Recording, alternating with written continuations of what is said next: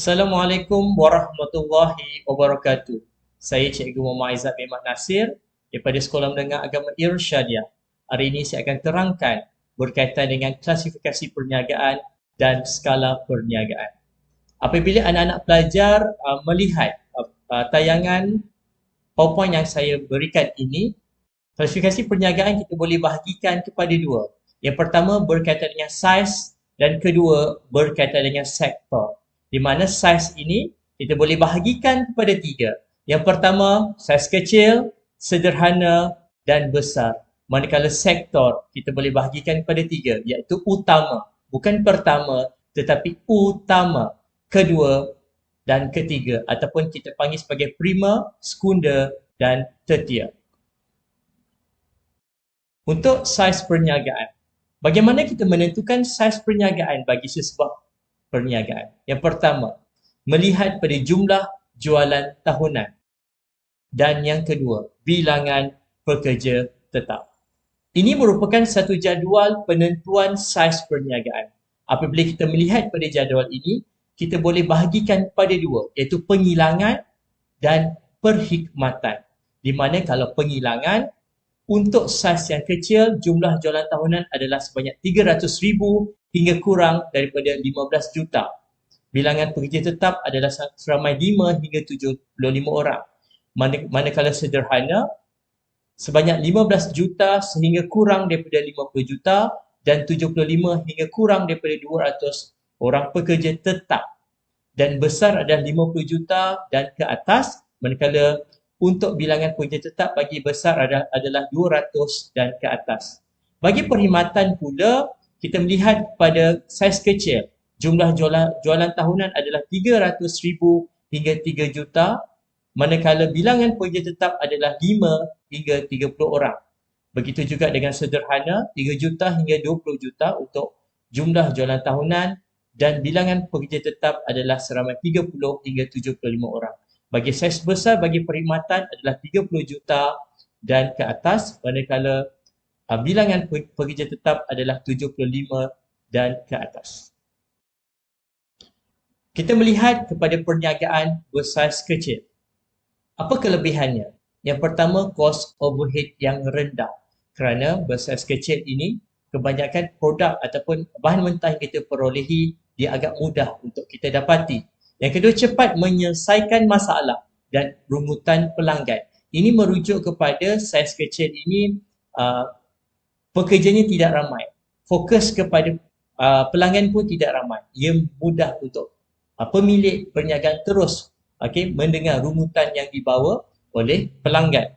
Seterusnya adalah fleksibel. Fleksibel bermaksud ia boleh mengubah bentuk perniagaan ataupun boleh mengubah apa produk yang hendak dijual pada bila-bila masa. Dan kos upah yang rendah. Kebanyakan untuk saiz kecil ini melibatkan peniaga-peniaga kecil. So, kos upah dia agak rendah kerana mungkin keuntungannya agak sedikit. Seterusnya adalah berkaitan dengan kekurangan saiz kecil kerana kos pengeluaran yang tinggi. Kerana saiz kecil ini dia tidak dapat menikmati ekonomi bidangan seperti saiz besar. Ia kesannya kos pengeluaran yang agak tinggi. Dia tidak boleh memberi barang dengan harga yang lebih murah. Kurang berdaya saing, kurang kreativiti seperti biasanya bersaiz kecil. Kerana dia ada pelanggan yang tetap, so dia kurang untuk kreatif dalam penghasilan produk dan sukar mendapat pekerja yang mahir. Dan kekurangan sumber kewangan. Kebiasaannya untuk saiz kecil ini, sumber kewangan adalah terdiri daripada sumber dalaman, iaitu simpanan peribadi. Seterusnya adalah cabaran bagi bersaiz kecil. Yang pertama, masalah aliran tunai. Berlaku masalah aliran tunai dan sebagainya. Seterusnya, beban kerja yang banyak kerana pelanggannya tidak, kita panggil sebagai pekerjanya tidak ramai. Bila pekerjanya tidak ramai, so beban kerja akan tertanggung pada pekerja-pekerja yang ada. Seterusnya adalah mengekalkan pelanggan lama dan mendapatkan pelanggan baru. Di sini kita lihat pada wujudnya persaingan yang banyak untuk perniagaan bersaiz kecil dan sukar untuk memotivasikan pekerja. Mungkinlah kita connect dengan gaji ataupun kadar upah yang rendah. dan kos overhead yang tinggi kerana ia tidak dapat menikmati ekonomi bidangan seperti perniagaan bersaiz besar. Apa kelebihan juga untuk perniagaan saiz sederhana? Yang pertama, mudah ditubuhkan. Okay, yang kedua, dia fleksibel. Ini fleksibel ini adalah persamaan di antara saiz sederhana dan saiz kecil dan semangat berpasukan yang tinggi. Kerana saiz sederhana ini perniagaannya agak besar sedikit berbanding dengan saiz kecil. So, pekerjanya agak lebih ramai, so semangat berpasukan yang akan lebih tinggi. Pelaporan keuangan dirahsiakan. Ia sama seperti dengan milikan syarikat sendirian berhad, iaitu pelaporan keuangan dirahsiakan. Apa kekurangan bagi saya sederhana? Sukar memajukan kerjaya. Salah satu sebab mungkin sederhana ini ramai pekerja-pekerja lari kepada saiz besar. Sukar memajukan kerjaya bagi seseorang pekerja. Yang seterusnya, sukar memajukan, sukar menyediakan latihan. Kita sukar untuk sediakan latihan kepada para pekerja kerana kekurangan kos dan sebagainya. Wujud jurang hubungan antara pekerja dengan majikan. Seterusnya adalah cabaran bagi saiz sederhana. Yang pertama adalah meningkatkan hasil. Mungkin berlakunya persaingan di antara saiz besar dan saiz sederhana. Pengambilan pekerja dan undang-undang dan peraturan kerajaan. Salah satu adalah menetapkan gaji minimum, di mana gaji minimum sekarang adalah 1,700. So, sukar untuk saiz sederhana untuk menepati apa yang perlu dilaksanakan di sisi undang-undang. Kelebihan bagi saiz besar, ia menikmati ekonomi bidangan. Bermaksud, saiz besar boleh beli barang ataupun bahan mentah secara pukal untuk mendapatkan harga yang lebih murah. Itu kelebihan yang sangat penting bagi saiz besar. Dapat menguasai pasaran sebab ramai pelanggan dah tahu berkaitan dengan kewujudan perniagaan bersaiz besar. Wujud pengkhususan. Pengkhususan bermaksud fokus untuk buat sesuatu kerja kerana pekerja yang ramai menyebabkan pengkhususan itu berlaku. Seterusnya adalah kekurangannya, komunikasi yang kurang berkesan. Kebiasaannya dalam saiz besar ini pekerja ini terlalu ramai. So, komunikasi antara bos ataupun antara majikan dengan pekerja, ia mengambil masa yang sangat lama dan ia akan menjadi kurang berkesan. Dia kerana birokrasi yang sangat banyak dan risiko kerugian yang lebih besar. Sebab apa? Makin banyak modal yang kita laburkan dalam sesuatu perniagaan, makin besar risiko yang perlu kita hadapi untuk kita mengalami kerugian. Cabaran untuk saiz besar, ketidakpastian pasaran. Maksudnya kadang-kadang berlakunya COVID, contohnya COVID-19 tempoh hari. So, ia menyukarkan saiz besar ini untuk bersaing dengan lebih baik. Pengambilan pekerja. Mungkin pekerja ini berlakunya rebutan antara majikan-majikan berkaitan dengan perniagaan yang bersaiz besar dan meningkatkan keuntungan tahunan. So, kita lihat pada sektor perniagaan pula. Dalam sektor perniagaan, kita boleh bahagikan pada 3, iaitu sektor utama, primer, kedua, sekunder dan ketiga, tertier. So, apabila kita melihat kepada gambar yang saya tayangkan ini, ia adalah sektor utama, melibatkan pertanian, apa-apa saja yang melibatkan alam sekitar, iaitu kita panggil eksploitasi berkaitan dengan bahan mentah untuk alam sekitar. Untuk sektor utama ataupun primer, ia meliputi semua aktiviti pengekstrakan sumber semula jadi. Ekstrak bermaksud kita mengeluarkan hasil semula jadi dan kita akan proses kepada sumber kedua. Dia mengeluarkan bahan mentah atau hasil alam semula jadi dari bumi dan laut. Apa-apa sahaja tak kira di bumi, di laut dan sebagainya, ia adalah sektor utama. Memberi nilai tambah kepada hasil yang diperolehi. Bila kita lihat pada sektor sekunder, ia merupakan satu memprosesan bahan mentah bagi menghasilkan barang siap atau barang separuh siap. Clue dia kat sini adalah pemprosesan.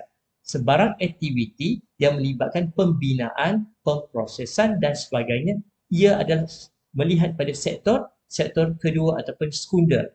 Nilai tambah yang dihasilkan adalah lebih tinggi berbanding sektor pertama kerana dia ada input yang dimasukkan bagi menambah baik untuk menjadi output yang lebih berkualiti.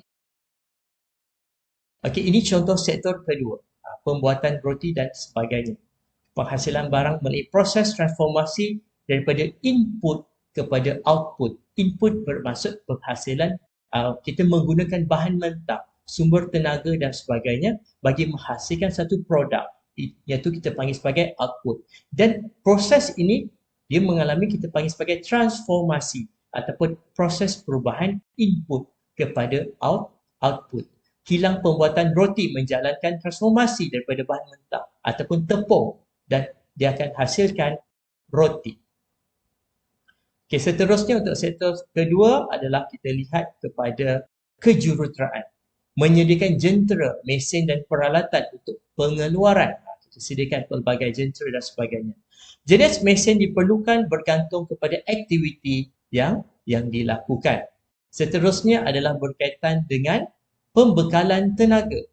Okey, pembekalan tenaga daripada pelbagai sumber seperti elektrik, petroleum, air terjun dan sebagainya untuk kegunaan isi rumah. Contohnya TNB, Petronas, Syabas dan Syarikat Air Johor sebagai contoh. Ia merujuk kepada satu proses apabila kita dapat berkaitan dengan tenaga, contohnya penggunaan kipas ataupun lampu di dalam kelas. Ia melibatkan satu proses transformasi daripada pembekalan tenaga sedia ada kepada pembekalan kepada kita. Next kita melihat kepada pembinaan, melibatkan aktiviti pemasangan, pembinaan dan pengubahsuaian dengan menggunakan barang siap atau barang separuh siap. Okey, untuk sektor ketiga ataupun tertier, melibatkan aktiviti membekal perkhidmatan. Keywords kat sini untuk awak ingat berkaitan dengan sektor ketiga adalah perkhidmatan tertentu daripada pengeluar terus kepada pengguna, menyokong perkembangan sektor pertama dan sektor kedua, iaitu sektor primer dan sektor sekunder, dan dia menyumbang kepada KDNK ataupun pendapatan negara. Okay, ini contoh sektor ketiga, iaitu sektor perbankan, sektor penjualan kereta dan sebagainya. Okey, kita beralih kepada skala perniagaan untuk pasaran domestik, di mana skala perniagaan kita boleh bahagikan kepada dua peringkat, iaitu skala domestik dan peringkat antarabangsa. Di bawah skala domestik, kita ada skala tempatan. Perniagaan yang menembusi pasaran tempatan membekal barang dan perkhidmatan, kebiasaannya saiz adalah saiz kecil. Kos yang ditanggung adalah lebih rendah, tidak melibatkan operasi yang besar. Ini bermaksud untuk skala tempatan ini, contohnya kita berada di daerah C. So, penjualan hanya berlaku di dalam daerah ini saja tanpa merentasi sempadan daerah. Tetapi apabila berlakunya skala negeri, dia merentasi sempadan daerah. Pelbagai daerah yang kita jual atau pasaran kita meliputi pelbagai daerah di dalam negeri Kedah. Itu kita panggil sebagai skala negeri. Perniagaan yang berjaya menembusi pasaran yang lebih besar dan pada peringkat daerah dalam sesebuah negeri, ataupun anak-anak boleh katakan menembusi pasaran di dalam sesebuah daerah. Kos yang ditanggung adalah lebih tinggi, perlu memenuhi permintaan daripada pelbagai daerah dan kebanyakannya adalah PKS, perusahaan kecil dan sederhana. Yang seterusnya adalah skala kebangsaan, iaitu yang lebih luas, di mana perniagaan mempunyai skala yang lebih besar, meliputi pasaran seluruh negara. Contoh, kita jual bukan di dalam negeri Kedah saja, di Johor, di Sabah, di Sarawak. Itu kita panggil sebagai skala kebangsaan. Ia meliputi menikmati ekonomi bidangan, iaitu membeli barang mentah secara pukal untuk mendapatkan harga yang lebih murah. Barang dan perkhidmatan dapat ditawarkan pada harga yang berpatutan. Ini kesan dia apabila kita menikmati ekonomi bidangan dalam perniagaan. Mampu membeli stok dalam kuantiti yang besar, berupaya melakukan perundingan dengan pembekal. Ini penting, connection kita dengan pembekal, iaitu di bawah bahagian fungsian pembelian. Menjadi pesaing kepada peniaga bagi skala tempatan. Kita pergi kepada skala yang lebih luas, iaitu berkaitan dengan pasaran antarabangsa, di mana antarabangsa kita boleh bahagikan kepada dua, iaitu zon dan global. Kita lihat satu persatu. Untuk skala zon, memfokuskan kepada pasaran di kawasan-kawasan tertentu yang telah dikenal pasti. Contoh, kita menjual ataupun kita ekspor barang ke negara-negara jiran saja. Contoh di Brunei, Singapura, okey, di Thailand dan sebagainya. Itu kita panggil sebagai skala zon. Okay, untuk skala global, ianya lebih luas. Contoh, okay, kita pergi kepada mana-mana negara. Contohnya di kawasan Eropah, okay, Arab Saudi dan sebagainya. Itu skala yang lebih besar. Okay, luas melepasi sempadan. Maksudnya melepasi sempadan yang lebih jauh. Itu skala global. Mudah menembusi dengan kewujudan internet. Sekarang ni kita ada TikTok dan sebagainya. Ia juga boleh dikenali sebagai skala global. Peranan Matrix dalam mempromosikan perdagangan Malaysia ke luar negara. Ini juga kita lihat pada isu untuk skala global. Galakan diberikan kepada peniaga untuk menembusi pasaran global dan memberikan nasihat, latihan dan bantuan promosi kepada peniaga ke peringkat yang lebih tinggi. Okey, sebelum saya akhirkan pengajaran saya pada hari ini, saya ada satu video inovasi AI berkaitan dengan video berkaitan dengan sektor utama di dalam perniagaan.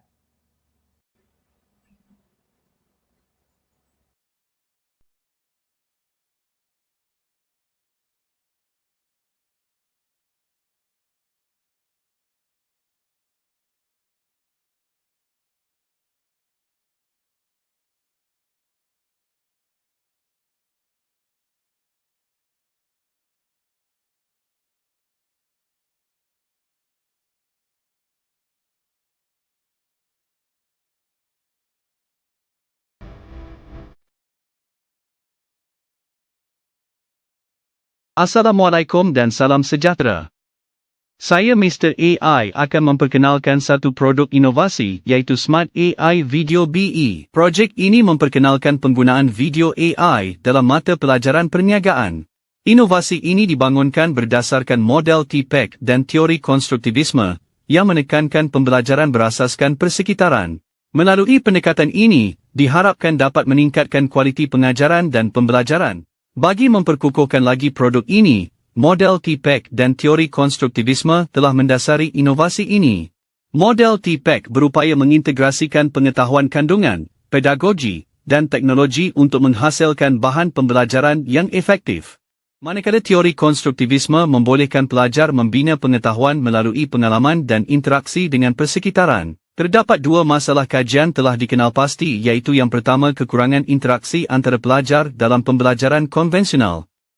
Kedua prestasi pelajar yang rendah kerana menggunakan teks ekspositori sebagai bahan pembelajaran utama dalam mata pelajaran perniagaan. Kumpulan sasaran bagi projek inovasi ini ialah pelajar tingkatan 4 yang mengambil mata pelajaran perniagaan. Inovasi ini melibatkan 4 proses iaitu melalui ujian pra di mana pelajar diberikan ujian sebelum inovasi diperkenalkan kepada mereka. 2 pelajar menonton video AI melalui aplikasi Telegram sebelum pembelajaran berlangsung. Ketiga perbincangan tentang isi kandungan video diadakan di dalam kelas. Pada proses yang terakhir pelajar diberikan ujian selepas sesi pembelajaran untuk menilai impak pembelajaran menggunakan video AI. Impak inovasi menunjukkan peningkatan prestasi pelajar berdasarkan perbandingan antara ujian pra dan ujian pasca. Penggunaan video AI sebagai alat bantu mengajar telah meningkatkan pemahaman pelajar terhadap konsep perniagaan yang kompleks, sekaligus meningkatkan interaksi dan prestasi pelajar dalam pembelajaran.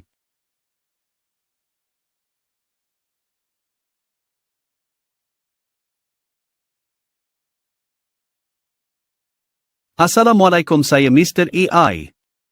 Sektor perniagaan boleh dibahagikan kepada 3 iaitu sektor utama atau dikenali sebagai sektor primer. Sektor kedua juga dikenali sebagai sektor sekunder. Dan sektor ketiga turut dipanggil sebagai sektor tertier. Sektor utama melibatkan sebaran aktiviti pengekstrakan sumber semula jadi, mengeluarkan bahan mentah dari alam semula jadi dari bumi dan laut. Sektor utama boleh dibahagikan kepada 4 aktiviti iaitu perlombongan, pertanian, pembalakan, dan perikanan. Aktiviti perlombongan melibatkan petroleum dan gas asli, emas kuprom dan biji timah, serta mineral lain bukan logam. Selain daripada itu, aktiviti pertanian berkaitan dengan tanaman jualan untuk pasaran tempatan atau ekspor seperti kelapa sawit, padi dan tanaman getah.